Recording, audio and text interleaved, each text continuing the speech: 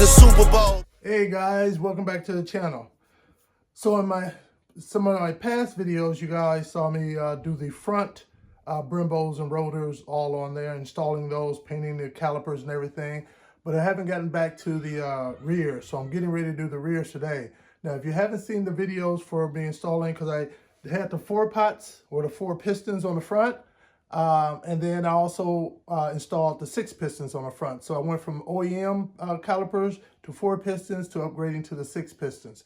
So if you'd like to check out any of those, go ahead and hit that subscribe button and check those on out. Now back to these right here. So this isn't a kit. I ended up buying everything separately, sourced out everything that I needed, and I have it here, and I got them all at great prices. So I'll put the part numbers, where to get them, and you guys can see that's a great price to be able to do this. So what I do have down here, this is the caliper here, 4 pistons for the rear. There are no 6 pistons, at least that I know about for the rear. I mean, 6 pistons, but the 4 pistons.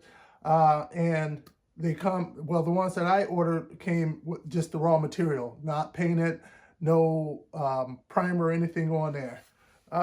And then I ordered the rotors. I got these for a very, very good price. And they're the perfect size for this, just perfect for our CTSs. And this setup right here, you can use on the CTS, CTS-V, you can use on the G8, the G8 GTs, meaning the G8 base, that is, the V6 models, or the G8 GTs with the V8s, or the Chevy SS. So this setup can be used on any of those. And from ZZ Performance, again, another place that I always frequently go to and buy things from, I got the bolts from them. So these right here are the bolts, the mounting bolts. And what comes with the calipers would be the kits, the hardware to be able to put your rotors in. I mean, your brake pads in. The brake pads should be arriving today or tomorrow, but you guys know what those look like. And I got a great price on those too, and I'll put those down in the description as well. Now back to these calipers over here. They do come unfinished, so you're free to have them powder coated, which to me powder coating is by far the best way because it's the most durable and it looks good. The difference is because when you're doing powder coating, then in the end it's going to go into a high heat oven, so you have to remove out all the hardware, not just this hardware, but also the rubber hardware with the pistons on the inside too as well. So you will need to make sure to break those down before having them powder coated. But I highly recommend powder coating. For me, I just paint them. Quick, easy, and be done with it. And here's a little fun fact in case you guys didn't know. So these, even though you get a left and a right, in reality, these are not really truly left or right calipers. You can put them on either side. And you're probably wondering, what? What are you talking about? Well, as you can see, when you look at them, they're pretty much identical, right? So what makes them left or right? What makes them left or right would be, which end do you put this on?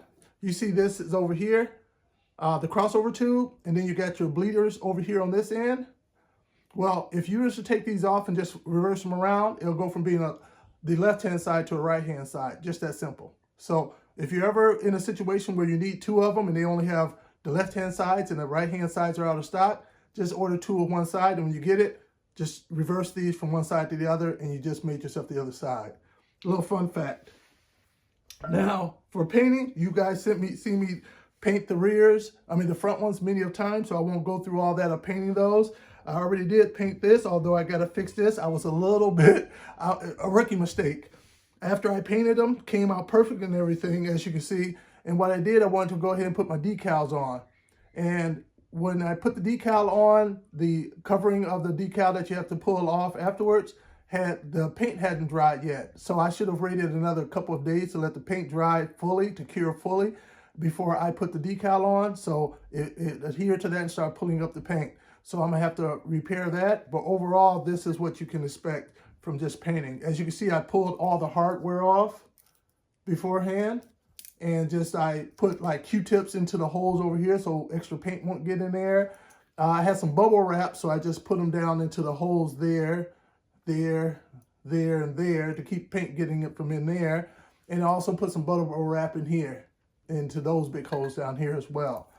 And then the only thing I really had to tape up then was as you can see from the inside, if you can see that, I just put a sheet of a tape over there and to cover that up, and then went about putting 2-3 coats of etching primer on first, and then I put let that dry for a full day, and then I put on 3 coats of paint, spray can, rattle can, the color you want.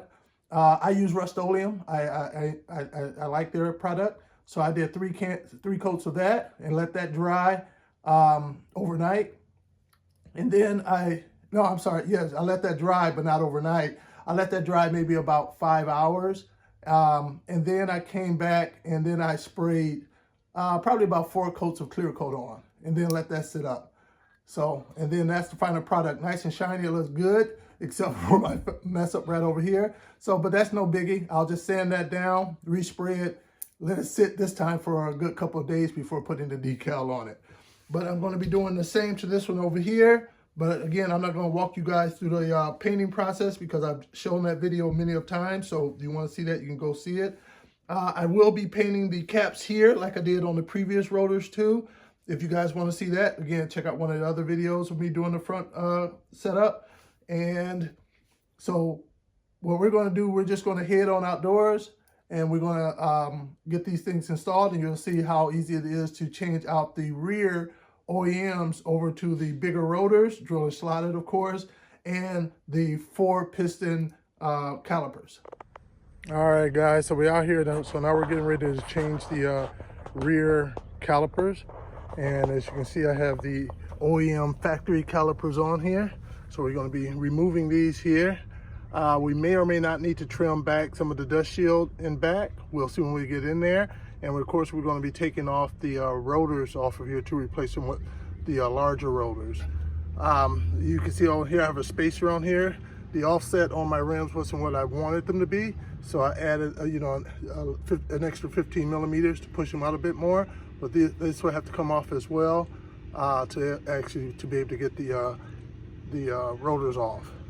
And we're going to be replacing them with these rotors over here, and those are the 4 pistons that we got. And you can see we have the brake pads in there as well. So let's get this started. All right, you guys see me do this enough time where you should know it by heart.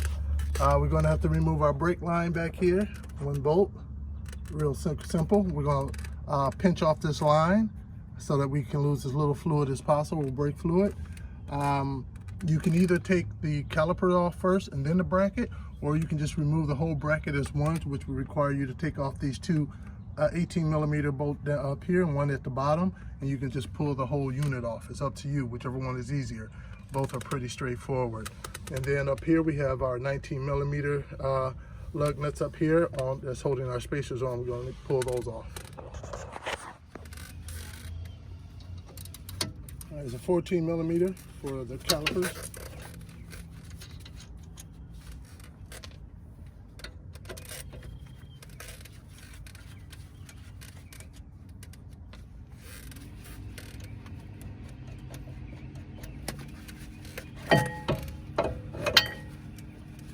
And we're going to remove this bolt right here to take the brake line off. But I'm gonna do that last, so as little fluid is lost as possible.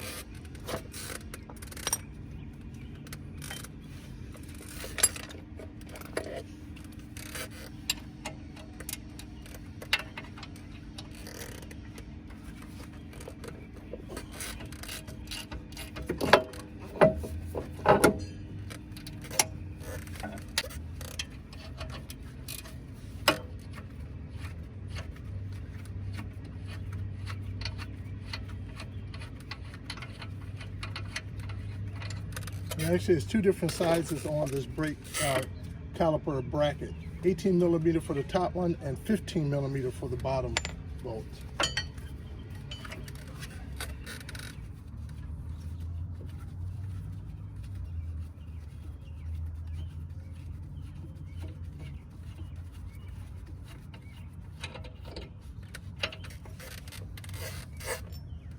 Two different sizes.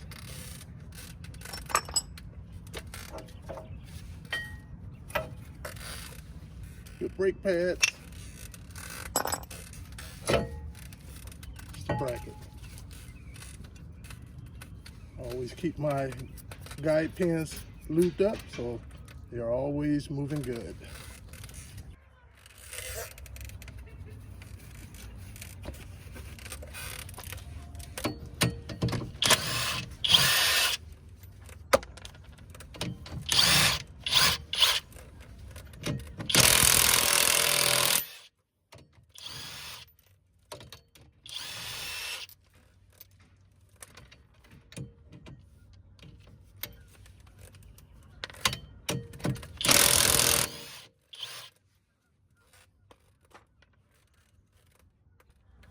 All right, so here's a little trick to get off your old, but your spacer if it's hard to get off. Like right now, it's pressed on there real good, real tight. So it can be really hard. So you want to take something like maybe one of your old rotors, put it on the bolts that go to that spacer. Well, actually, mine are adapters, not spacers, because they have the bolts on there.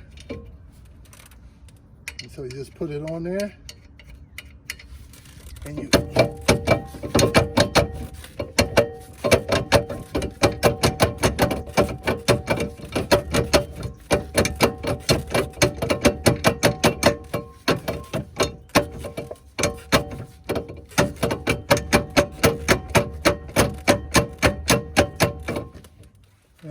pull it enough time, you'll get a bit of a gap in there, which will allow for you to get your flathead in there, and then that'll speed up the process even more.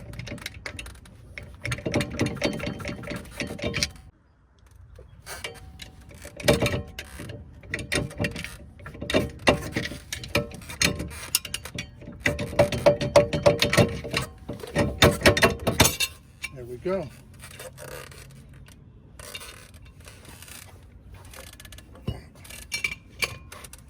Now you want to remove your set screw out of there, and this should be a number 25. I always put anti-seize in mine to make sure that it's easier to come out when you need it to.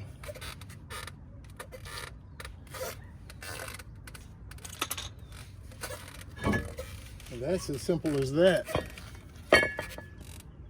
All right, so now I'm going to close off the hose. I'm going to use this right here to close off the hose for the brake line.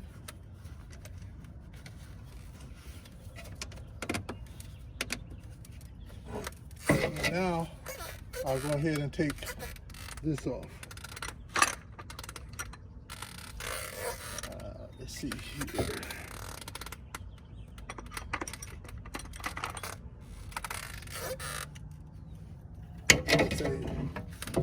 Using an 11mm.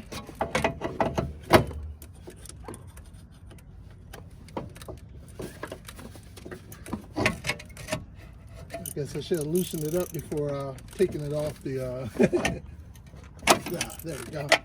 Wasn't bad.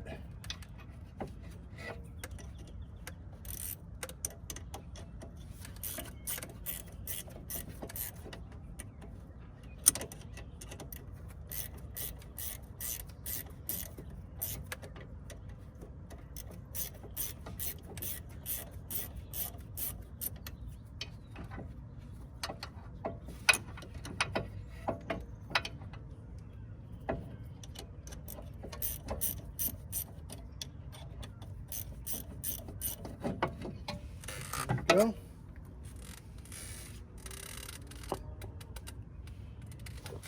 And I'm going to keep this up high to reduce the amount of fluid that can actually drip out. Even with the clamp on, some can drip out.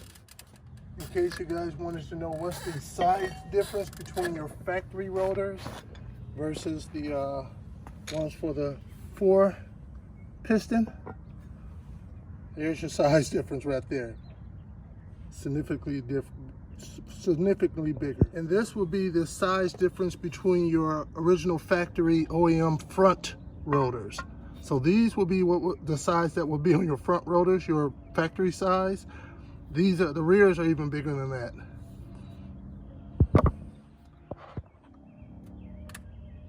So as you can see, there's an actual lip on this here. So I believe that's probably may require me to cut that lip off, but I'm going to do a test fit just to see. Well, first, let me do a test fit with the caliper. And remember, with the calipers, the bleeders always point upwards towards the sky. So if we put that on here, from what it's looking like to me, we should be golden. No clearance issues from this right here at all. So I don't need to trim it down from the standpoint of putting the 4 pistons on here, but let me see what needs to be done for the rotor. And remember, these should always be pointing towards the back. You see how they kind of go back that way?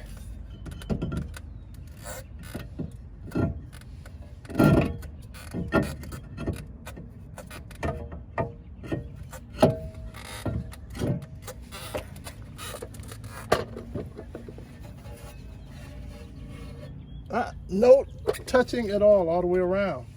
So I think we're okay there. So in preparation for putting these on, I will just take a little bit of anti-seize and put it around here, just to make sure there's no problem getting them off if they ever need to come off. And the set screw hole is right there. So we want to line that up with the extra hole on here.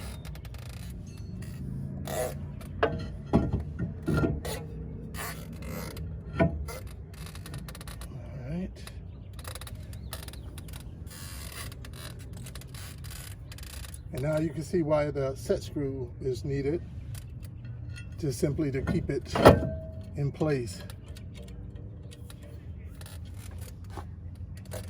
Did I put it on the right one? Yes, I did.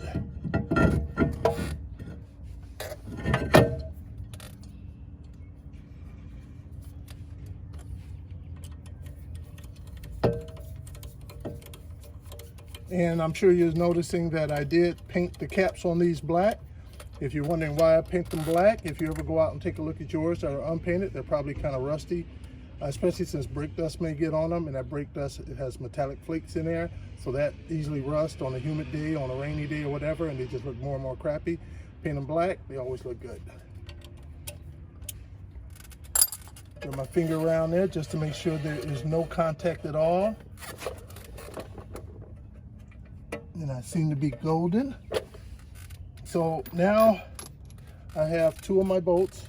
I mean, again, these are the bolts that I got from ZZ Performance to go with the 4 pots, the 4 pistons. So in preparation with putting them on, I'm going to put a bit of blue Loctite on the bolts.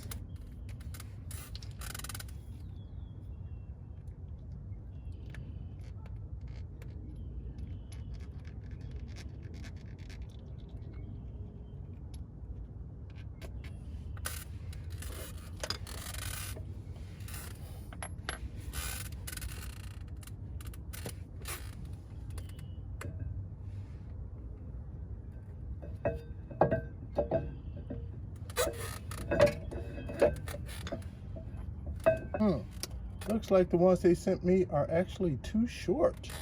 I'm surprised with ZZ Performance. They usually do a good job. Let me see what may happen with these. All right, it is making it there. That is the top one and the bottom one.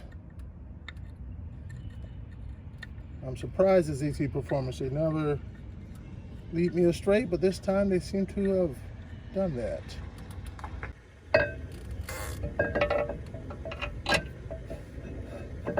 So we're going with the factory bolts, everyone. So it wasn't fitting.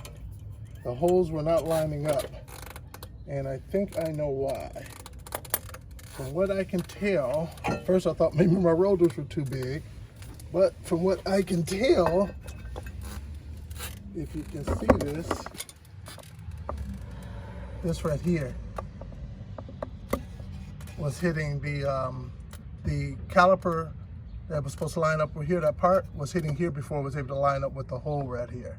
So I'm going to have to trim this part back a bit. So I'm going to trim this part back again with my angle grinder.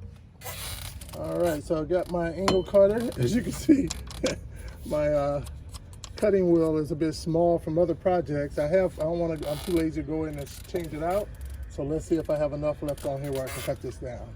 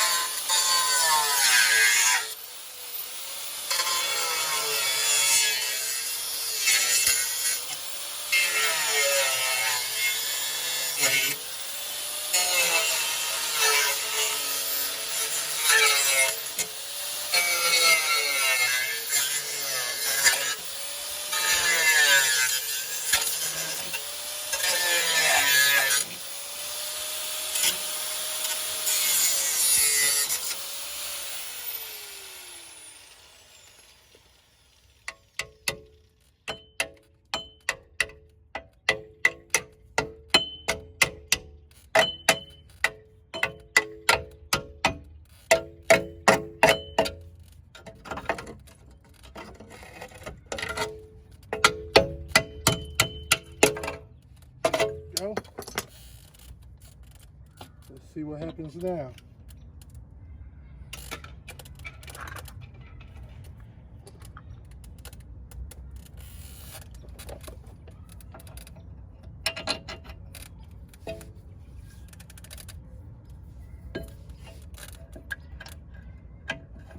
Perfect. Lines right up with it. So now I can put my, well, dirty rotor back on.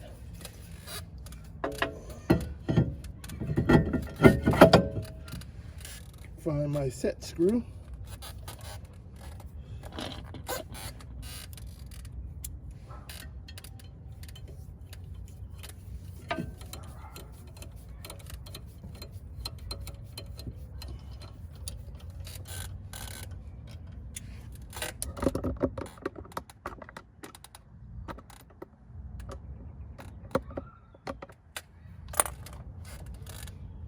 Now,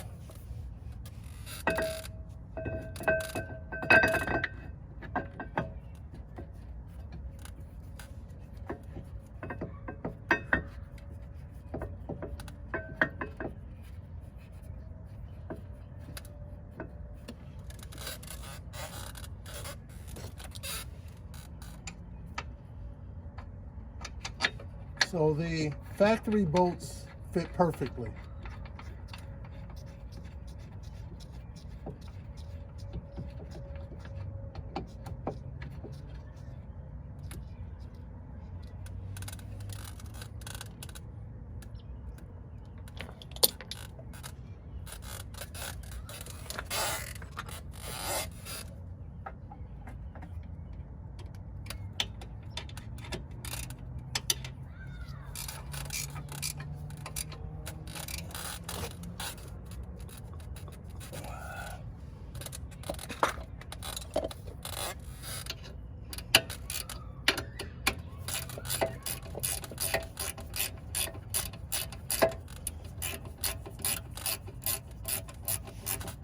So since they are the factory bolts, you know they're the precise size for the hole that is going through, that tunnel that is going through.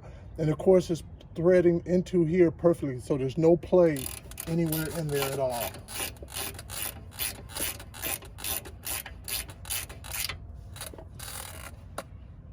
When I took a look, the bolts aren't protruding or anything either.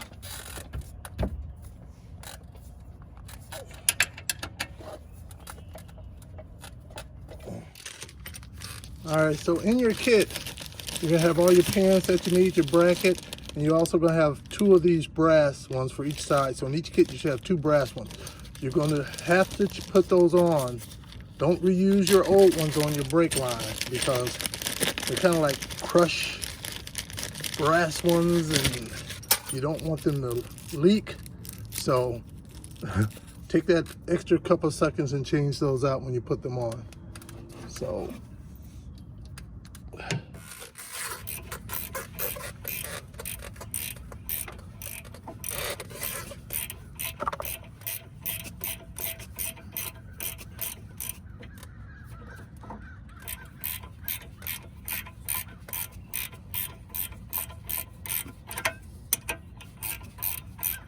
all right, now we got the brake line on. Now we're going to put the brake pads in, and of course we're going to use my favorite stuff right here. I think this is the best stuff out there. So the first thing we want to do is put the brake pads in, and what I like about my brake pads is that they of course have the soft pad on the back to help reduce the chances of you having that horrible squeal when you have 6-piston or 4-piston calipers. I mean, they can be horrible. But I like to lube up every place where the pad touches metal. And don't get this stuff on the actual rotor. All right. And then I'll put some on the ends down here.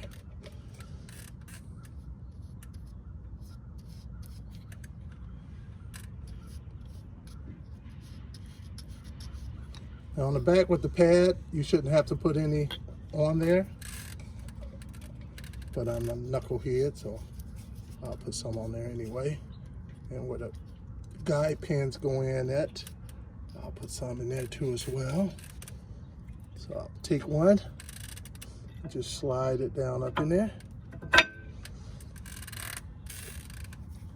I'll take another one.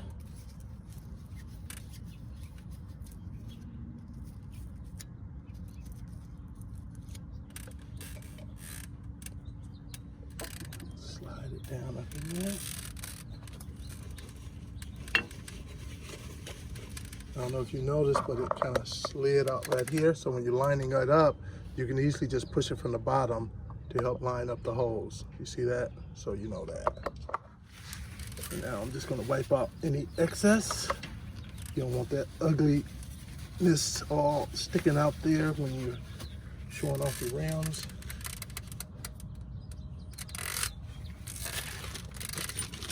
Next, we're going to go back into the kit and get out the last remaining pieces.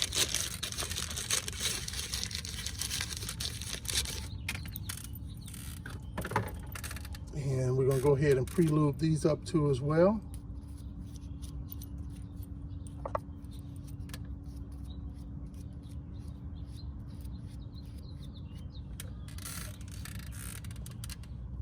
And these are going to be put in from the back. You see this little compression thing on here that will help hold that pin in. So we'll slide it in from the back.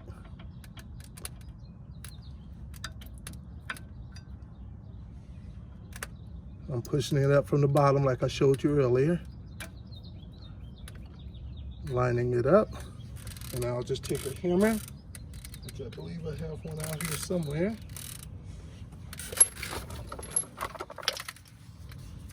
And just gently tap it in.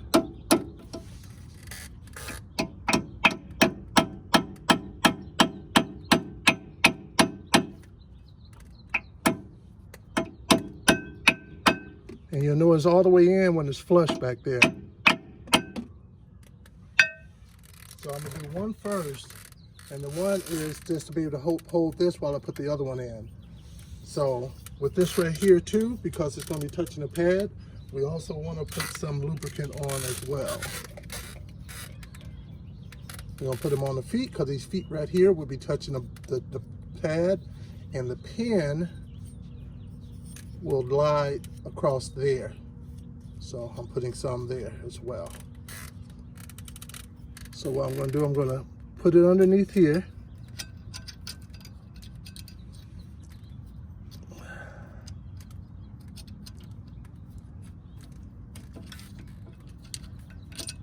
The front ones gave enough room, but like these may not give enough room for that, hey? So I may have to slide that one back out in order to get it in there. All right, no big deal though, as you can see. So I'll just pull it back. Then I'll go ahead and put that on underneath. Slide my pad back up into place.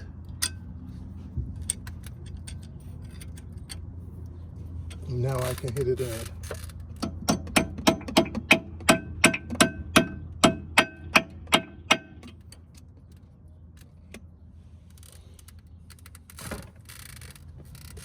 And now what I'm going to do, I'm going to take my finger and thumb and hold this down while I slide this one through.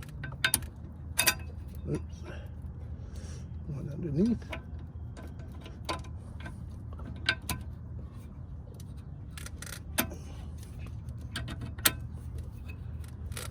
All right.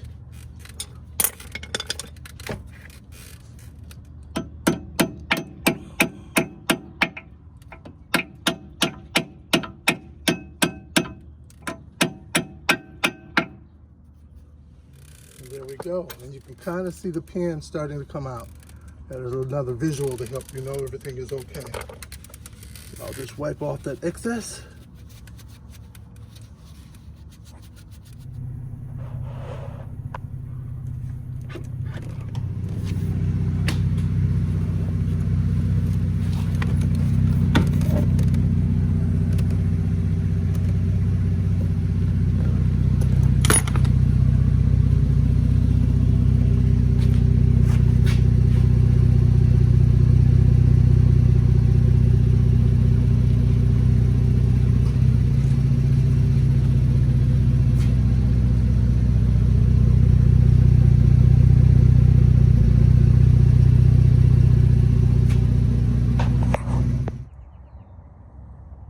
And so that's how you install the rear 4-piston calipers on your CTS. If you want to see the bleeding process, you can check out when I installed the video for when I installed the fronts on. It's the same bleeding process. Other than that, that's all you really need to do, and then put your wheels back on. So if you like, definitely hit the like button, definitely hit the subscribe button. And before anybody call me out on it, yes, I know I can't get the full benefit of this until I change the brake lines over to the braided brake lines. So your rubber brake lines, the rubber brake hoses, the ones that connect directly to there, they're rubber, they squeeze outward when pressure is applied, reducing the pressure being applied to the actual calipers. So changing those out to steel braided brake lines dramatically increases the efficiency and the stopping power of your 4-pots and 6-pots. So I'm planning on doing that as well. So definitely go hit that subscribe button and hit that like button. Thanks a lot.